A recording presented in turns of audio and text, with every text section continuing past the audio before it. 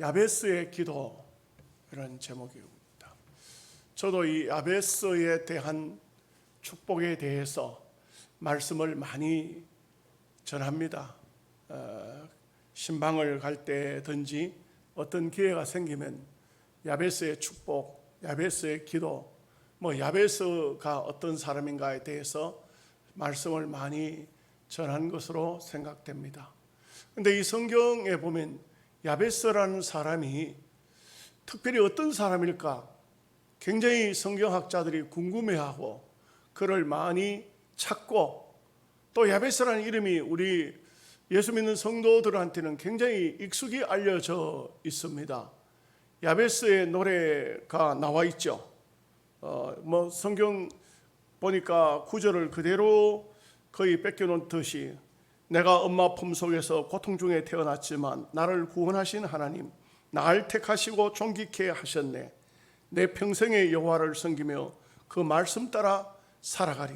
2절에 보면 주의 집에 나 항상 거하리니 원컨대 주께서 나에게 복에 복을 더하사 나의 지경을 넓히시고 주의 손으로 나를 도우사 나로 환난을 벗어나 근심이 없게 하소서. 이 야베스의 기도 찬양입니다. 아마 우리 젊은 사람들은 많이 부르는 줄 압니다. 또 브루스 윌킨슨이라는 사람이 야베스의 기도라는 책을 썼는데 완전히 베스트셀러가 됐습니다. 기독교 소설 가운데 이만한 베스트셀러가 잘 없을 정도로 책이 출판되자 1년도 안 돼가지고 33판을 찍어내는, 보통 책을 한번 찍으면 잘 모르겠어요. 저는 설교집을 찍어보니까 1000권 이하로는 안 찍어줘요. 그러면 최소한 이 책은 어마어마한 숫자로 찍어진 것 같습니다. 보통 이런 베스트셀러가 1판이 나오고 2판이 찍어질 때는 몇천 부씩 찍을 것인데, 그것이 1년 동안에 33번이나 찍었다는 것은 이건 상상을 초월하는 그런 얘기라고 할 수 있겠습니다. 이 야베스라는 사람에 대해서는 우리 모두가 다 대단한 인물인갑다, 정말 엄청난 사람이 땅 위에 태어났었는갑다 한 시대에 이 야베스라는 사람이 굉장한 사람이 있었구나, 이렇게도 얘기할 수도 있습니다. 그런데 이게 보면은 여기에 보면 유다의 후손들, 유다의 자손들을 쭉 써나갑니다. 근데 1장부터 시작해서 역대기는 말 그대로 사람들의 족보가 계속 나옵니다. 사람 이름이 계속 나오는데 딱 나가다가 한순간에 역대상 4장에 와서 딱 멈추고 야베스에 대한 말씀을 하고 있습니다. 이것은 성경학자, 이 성경 기자가 성경을 쓰면서 또 상당히 자기 마음속에 어떤 야베스에 대한 것을 가지고 있었다, 이렇게 볼 수가 있겠습니다. 그런데 아이러니컬하게도 이 야베스라는 이름을 히브리 말 그대로 하고 있는 것인데 우리말로 옮겨보면 기가 막혀요. 야베스라는 이름은 고생이라는 이름 뜻이에요. 고생. 이런 이름을 지을까요? 여러분 혹시 여기도 김고생, 박고생, 이고생이 있습니까? 이 고생이라는 이름이라는 뜻이에요. 이게 뭔 말이냐면 이 아들을 놓으면서 엄청나게 그 엄마가 고생을 많이 한 것 같습니다. 해산하면서 고생을 했는지, 자식이 태어나서 가정적인 형편이 어려워서 고생을 했는지, 아들의 이름조차도 아버지가 짓지 못하고 그야말로 어머니가 이름을 짓는데 그냥 고생이라고, 참 저놈 놓으면서 얼마나 고생했던지, 고생이다. 옛날 우리나라에도 이름을 지을 때 보면 아주 이름 잘 지어놨지만 죽어버리거든요. 무슨 돌림병에 죽어버리고 전쟁 나면 죽어버리고, 그러니까 이름을 천하게 지어야 오래 산다 해가지고 개똥이다 이런 이름을 짓기도 하고, 여자들 같은 경우는 더 심한 이름을 짓기도 하고 이렇게 하기도 했죠. 그런데 이 유대인들은 특별히 이름에 굉장히 깊은 의미를 가지고 있거든요. 그런데 그냥 그 이름의 뜻은 다른 뜻이 없어요. 고생이에요, 고생. 애 이름을 부르면서 고생아, 고생아, 이게 말하자면 그 어머니가 그 아들에 대해서 상당히 내가 저놈 때문에 죽을 뻔했다. 정말 내가 저 아들을 놓으면서 얼마나 고생했는지, 유독히 형제간들 중에서 이 야베스를 놓으면서 내가 하도 고생을 했으니까 그 고생을 내가 평생 잊어버리지 않겠다. 그렇게 해서 고생이라고 이름을 지었을 것이다 이거죠. 참 이게 가만히 생각해 보면 불행하게 태어난 사람입니다. 여러분, 이 세상에 참 금수저가 있다고 말하죠. 태어나서 보니까 뭐 엄청납니다. 부모가 잘 사니까 아들 첫 돌에 아파트 몇 채 주기도 하고 무슨 회사를 물려주기도 하는 그런 부모들도 있고요. 우리나라에도 어린 아이, 돌도 지나지 않은 아이에게 첫 돌 기념으로 수억씩 주식을 물려주는 부모들도 없지 않아 있어요. 참 그 소위 금수저입니다. 그런가 하면 지지리도 또 힘들고 어려운 그런 사람도 있어요. 참 태어나서 보니까 먹을 것도 없고 엄마가 못 먹으니까 젖도 말라붙고 참 생활과 환경은 어렵고 아버지는 빚에 쪼달려서 자식들 데리고 맨날 야반 도주 전국적으로 어디로 도망 다녀야 되는 그런 생활, 그런 삶 속에 살아가는 사람도 없지 않아 있죠. 이 야베스는 그야말로 어떤 환경이었는지 우리가 그저 상상만 할 뿐이지 그에 대해서는 명확하게 기록하지 않았고, 단지 여기에 야베스는 그의 형제보다 귀중한 자라 이렇게 시작됐는데, 여기에 이 야베스라는 사람이 어쨌든 하나님을 나는 인간적인 형편이나 사정 속에서는 못 살고 하나님만이 나의 전부다 이렇게 해서 하나님을 붙잡았기 때문에 이 야베스는 성공을 해서 그 시대에 아주 찬란한 이름이 나타났기 때문에 여기에 성경을 기록한 기록자는 야베스라는 이름을, 다른 사람은 업적에 대해서 많은 업적이 있었겠죠. 수많은 사람이 살았으니. 그러나 이런 사람들의 업적은 아무도 이야기하지 않고 야베스라는 사람을 독특히 이야기를 하고 있는 것입니다. 어쩌면 우리 대한민국에서 누구를 말하라 하면 가령 예를 들어서 성웅 이순신 이렇게 왕이야 세종대왕 이렇게 말하지. 이 이순신 같은 경우도 그 전기를 읽어보면 얼마나 고생을 많이 하고 선조 임금 때 참 끌려가서 고생도 많이 하고 매도 많이 맞고 죽을 고비도 수도 없이 넘기고 이렇게 하면서도 왜군들이 이순신이라는 이름을 듣기만 해도 벌벌 떨도록 만들었던 그것이 많은 세월이 지나고 난 다음에 오늘 우리 후손들은 이순신 하면 우리의 영웅이다 이렇게 말하지 않습니까? 거북선을 떠올리고 왜군들을 무찌르고 그냥 말하자면 정말 우리 민족을 말살하려고 하던 그 왜군들을 앞장서 가지고 한 번도 지지 않는 그런 참 장군, 해군 장군, 이 이야기를 떠올리듯이 이 유대나라 역사에서 이 야베스라는 이름을 빼놓을 수가 없을 정도로 위대한 인물로, 훌륭한 인물로 성장해버렸다 이거죠. 근데 이 야베스에 대한 성경학자들이 야베스가 살던 지역은 어딘가 여러 군데 찾는 중에서 찾아보니까 겐 족속들이 살던 그 장소에 야베스의 흔적이 남아있다는 거예요. 여기서 뭘 말해주고 있냐면 겐 족속이라는 것은 호밥, 다시 말하면 그 성경을 보면 모세의 장인입니다. 이 사람 모세의 장인은 원래가 유대인이 아니에요. 유다인이 아닙니다. 모세가 애굽에서 탈출을 해가지고 바로가 죽이려고 할 때에 도망을 갔죠. 호렙산 밑에 갔는데 거기에 베두인입니다. 이 베두인이 바로 모세가 처갓집이에요. 이 베두인의 딸 십보라를 자기 아내로 맞았는데 그 아버지가 호밥, 그 사람이 나중에 유다 지파로 들어오면서 겐 족속이 됐다 이 말이에요. 그래서 이 사람의 형편을 보면 그 조상적부터 시작해가지고 형편없는 그런, 어떻게 보면 모세의 장인이야 훌륭하다고 할 수 있을지 모르지만 이방 족속의 베두인 출신이야 이거지. 인간적으로 보면 하나도 내놓을 게 없는 이런 사람인데, 그 시대에 오늘 우리로 말하면 일제시대 하면 이순신이 떠오르듯이 이 사람의 이름이 떠오를 정도로 훌륭한 사람이 됐다 이거죠. 이게 오늘 우리가 반드시 본받아야 되고 배워야 될 인물이 아닌가 생각해서 우리 학생의 헌신 예배를 드리면서 오늘 이 사람에 대해서 몇 가지 말씀을 보고자 하는 것입니다. 첫째는 야베스는 이 땅 위에 태어나서 하나님을 붙들었다는 것입니다. 여러분, 이게 정말 중요합니다. 사람이 땅 위에 태어나서 똑같이 길을 가는데, 인생길을 가는데, 한 사람은 하나님을 붙잡고 한 사람은 물질이나 세상이나 명예를 쫓아가고, 명예를 쫓아가고 물질을 쫓아가고 세상을 쫓아간 사람은 아무것도 남는 게 없어요. 마지막 부분에 가서도. 그런데 하나님을 붙든 사람에게 있어서는 그야말로 그 인생은 하나님이 책임져 주시는 겁니다.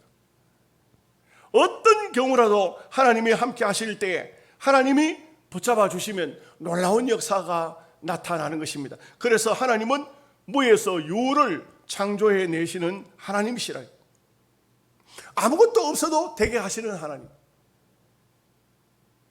참 우리가 신앙생활에 있어서 하나님을 신앙하고 사느냐 하는 것은 굉장히 다릅니다. 우리 학생 여러분, 여기 있는 이 박 목사도 어린 시절은 굉장히 불행하게 생활과 삶을 살았어요. 저 안동 풍산 오미동 골짜기 산골짜기 동서남북 쳐다봐도 소나무밖에 보이지 않아요. 그래 동네 이름이 솔가시래. 솔가시. 소나무와 동네 집이 있다. 그런 동네에 태어났어요. 아마 그냥 제가 평범한 가정에 태어났다면 목사가 안 됐겠죠. 참 많은 고생과 어려움을 겪으면서 하나님을 찾았어요. 하나님을 만났어요. 하나님을 통해서 신앙을 가지게 됐어요.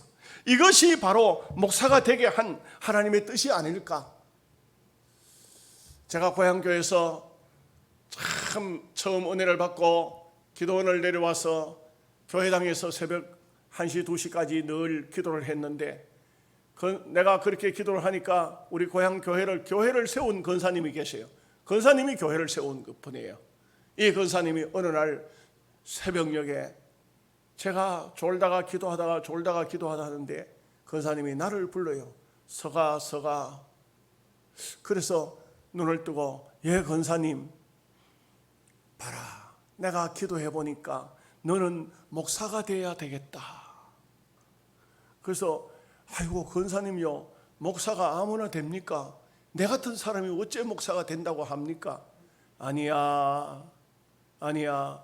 우리나라의 최봉성 목사님 같은 분도 공부도 못한 분이지만 그렇지만 그분도 권능이 많아서 이름이 최권능이라는 이름을 사용할 정도로 훌륭한 목사님이 됐어. 내가 보니까 너 기도하고 교회 안에서 이렇게 생활하고 살고 하나님을 찾고 하는 거 볼 때 너는 훌륭한 목사가 될 거야. 여러분, 그 권사님의 말씀이 제 마음을 움직였어요. 내 같은 사람도 목사가 될 수가 있을까? 그때부터 기도하기 시작했고 길을 찾기 시작했고 공부하기 시작했고, 그래서 하나님께서 목사가 되게 하셨어요. 여러분, 영양서북교회 목사로 해가지고 여러분들이 볼 때 시시한 목사로 보면 안 돼. 여러분, 우리가 어느 장소에 어느 곳에 있든지 그게 문제가 아니에요.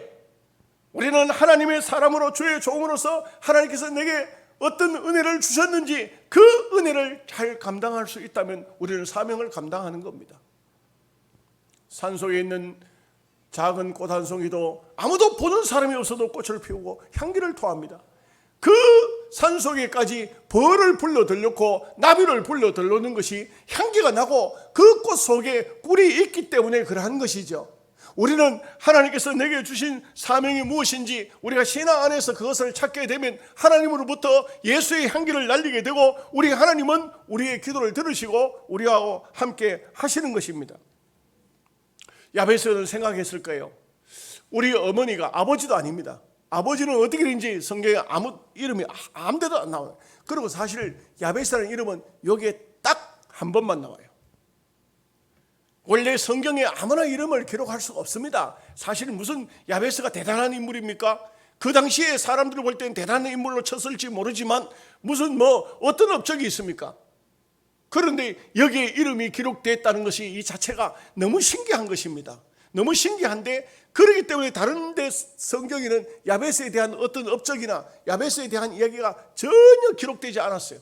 그의 아버지가 아들의 이름을 지어요. 그런데 여기 보니까 어머니가 이름을 지었어요. 이걸 보면 유복자이든지 아니면은 이 아이가 야베스가 사생아로 태어났든지 뭐 어떤 경우인지 뭐 수많은 억측을 낳게 합니다만, 그러나 이 야베스는 분명히 태어난 것은 인간적으로 육신적으로 볼 때는 태어날 때는 잘못 태어난 것 같아요.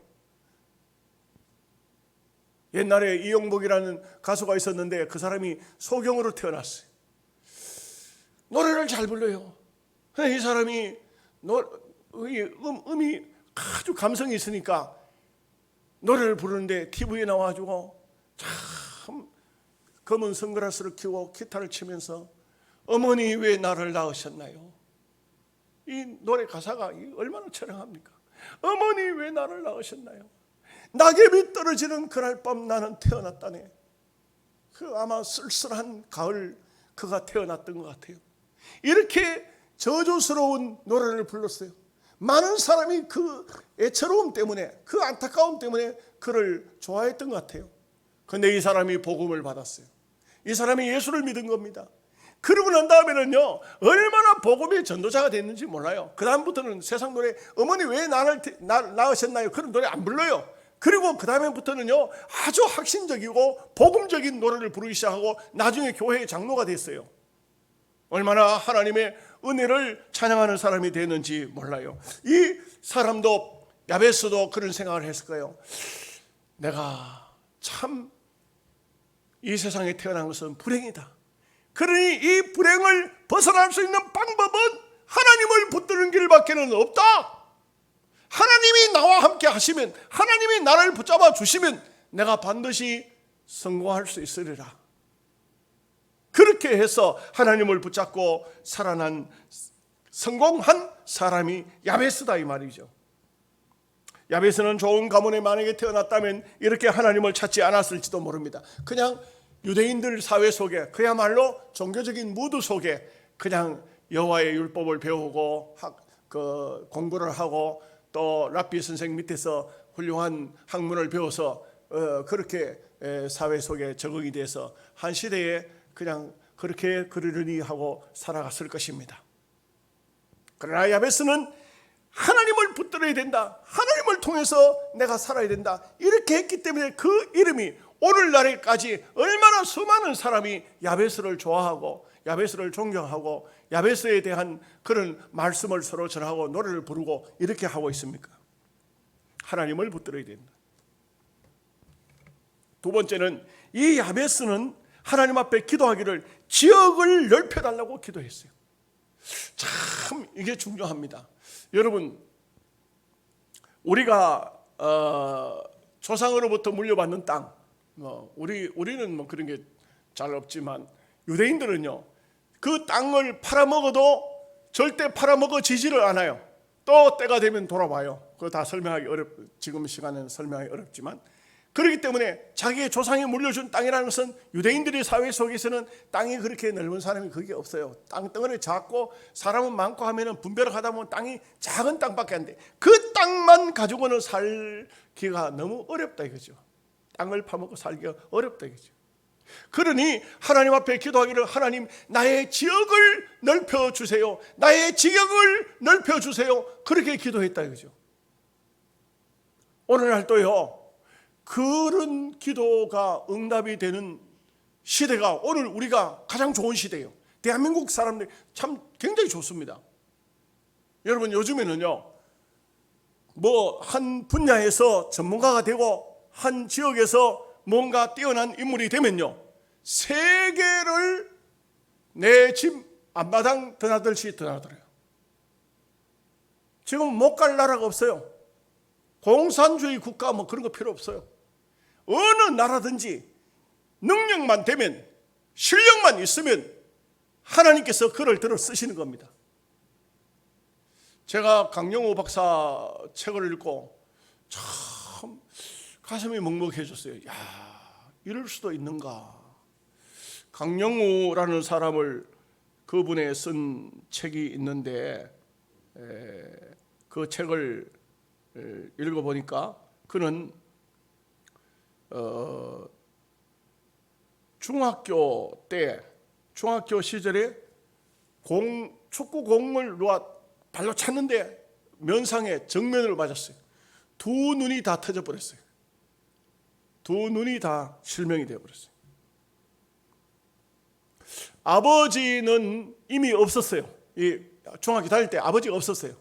어머니만 있었어요. 어머니가 아들이 두 눈이 실명됐다는 얘기를 듣고 너무 충격을 받아서 뇌졸중으로 어머니도 돌아가셔버렸어요. 강영우의 누나가 동생들을 먹여 살렸는데 이 18살 때 누나도 죽어버렸어요. 그리고 밑으로 동생들이 있어요. 소경인 강영우가 동생들을 키워야 돼요.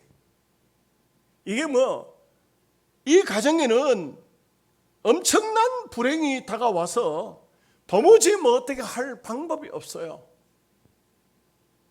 그래서 이 강영우는 어릴 적부터 내가 침을 놓는 걸 배워야 될 것인가, 마사지 하는 것을 배워야 될 것인가, 뭘 해서 내 동생들을 먹여 살리고 내가 땅 위에 살 것인가, 공부도 하지 못했어요. 그런데 어린 나이 때 중학교도 가지 못한 이 아이가 하나님 앞에 복음을 받아서 교회에 와서 기도하기 시작했어요. 하나님, 나에게 은혜를 달라고 기도했어요. 그런데 놀랍게도 하나님께서 그 아이가 기도하는데 머리를 열어주셨어요. 공부가 소경인 아이가 공부하는 게 얼마나 힘듭니까? 그런데 한 번 들으면 잊어버리지 않는 겁니다. 참 하나님께서 머리를 열어주시고 공부가 되게 하시니까 그 공부를 계속하기 시작해서 연세대학교에 들어갔어요. 연세대학교에까지 들어가서 연세대학교에서 석사를 마치고 학교에서 돈을 대주어서 미국으로 건너갑니다. 미국에 가서 공부를 하게 되는데 피츠버그 대학교에서 공부를 하고 거기서 대학원까지 하고 난 다음 철학 박사가 되었어요. 그는요, 그 철학 박사가 돼가지고 그 노스 이스턴 일리노이 대학교의 특수교육학 교수가 됩니다. 교수가 되고 그리고 그 미국에 와 있던 한 여청년과 결혼하는데 석은옥이라는 여인과 결혼을 하게 됩니다. 그리고 두 아들을 낳아요. 두 아들을 낳았는데 두 아들 다 머리가 천재라. 그 아이들이 둘 다 하버드 대학교에 들어가요.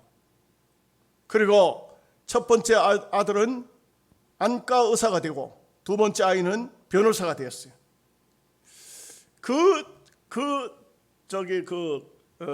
강영호 박사가 쓴 책이 제목이 뭐냐면 우리가 오르지 못할 산은 없다. 오르지 못할 산은 없다. 이 소경이 쓴 참 이해할 수 없을 정도로 무슨 대단한 건강한 사람이 쓴 책 같아요. 미국의 유명한 박사님 중에 로만 빈센트 필 박사라는 분이 있어요. 이분은 긍정의 힘, 긍정에 대한 책을 많이 써낸 분이시죠. 그런데 이분이 이런 말을 해요. 당신의 생애를 알고 나서 아무도 하나님의 존재를 부인할 수 없을 것입니다. 당신이야말로 이 시대가 요구하는 그리스도의 위대한 산 증인입니다. 이렇게 필 박사가 말을 했어요. 그리고 부시 대통령 때 백악관에 들어가요. 그리고 특별 백악관에 들어가 특별 보좌관을 지내고 국가장애위원회 정책차관부에서 활동을 하게 됩니다. 이분은 중학교 때 소경이 되고 부모님도 다 없고 누님도 일찍 죽고 그 가정에 그야말로 저주가 끊이지 않는 그런 삶 속에서 한 가지 분명한 것은 하나님을 확실하게 붙잡았다는 것입니다. 하나님을 붙잡았습니다. 오직 하나님이 아니면 나는 살 수가 없다.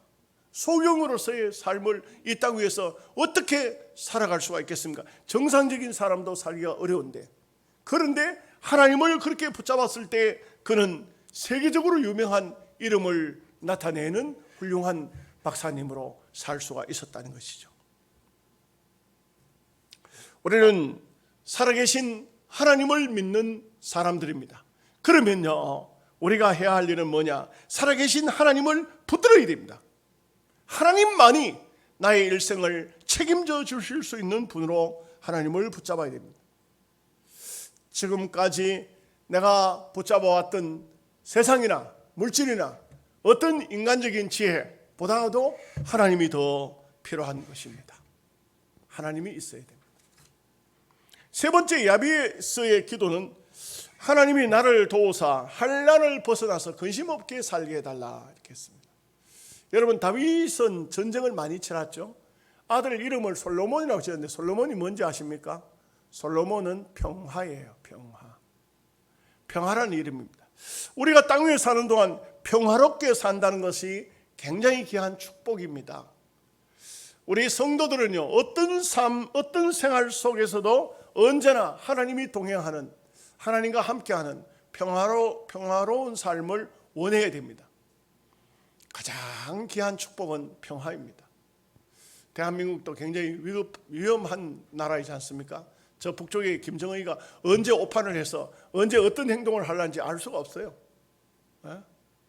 미사일을 그냥 뻥뻥 쏴대끼고 있는데, 그러다가 그거 한 개라도 좀 잘못해서 일본 해 쪽으로 쏘든지 동해 쪽으로 쏘든지 뭐 일본해 쪽으로 쏘든지 뭐 아니면은 대한민국이나 일본을 타겟으로 삼았다 할 것 때문에 바로 전쟁이 붙는 거 아니겠습니까?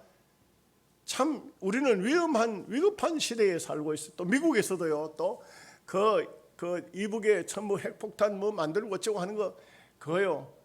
제가 군사 전문가의 그 TV에 나와서 얘기하는 걸 들어보니까 그것도 뭐 미국에서는 그 막 김정은이 자꾸 까불고 있지만 저기 뭐 그 사람은 요즘에는 무인 탑승기 사람도 타지 않지 않습니까? 그 초고속 핵폭탄을 싣고 가지고 그걸 깨뜨려 버리면 남북한이 다 절단 나버려. 북한만 절단 아니면 남한까지 다 절단 나버리는 그런 위험한 시기에 위험한 시대에 우리가 살고 있더라고요. 이럴 때 우리가 기도해야 할 것은, 가장 기도를 많이 해야 할 것은 무엇보다도 평화인 것 같습니다.